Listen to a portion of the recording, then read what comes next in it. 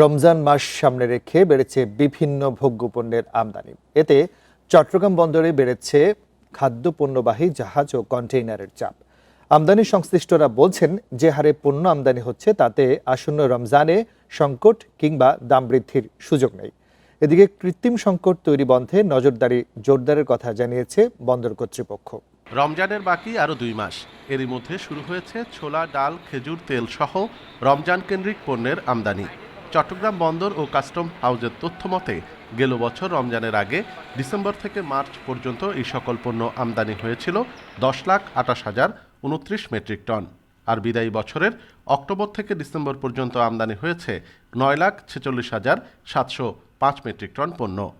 Chittagong customs বলছে, মূলত গত নভেম্বর থেকেই শুরু হয়েছে ব্যাপক আমদানি। জানুয়ারিতে তা বাড়বে কয়েক গুণ। তাই পণ্য ছাড়ে গুরুত্ব পাচ্ছে সময় আর ব্যয় সাশ্রয়ের বিষয়টি।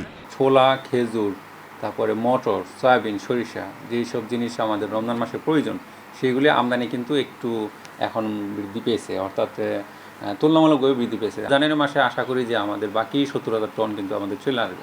স্থিতিশীল থাকে, সেটার জন্য সবসময় এটা নীতি নির্ধারক যারা আছেন উচ্চ পর্যায়ে, তারা সাধারণ মানুষের নাগালের মধ্যে যাতে থাকে সেই হিসাবে নীতি প্রণয়ন করে থাকেন। এদিকে আমদানি করা পণ্য বড় জাহাজ থেকে খালাসের 3 দিনের মধ্যে লাইটার জাহাজকে বন্দর ছাড়তে বলেছে কর্তৃপক্ষ। এর জন্য চলছে বিশেষ নজরদারি।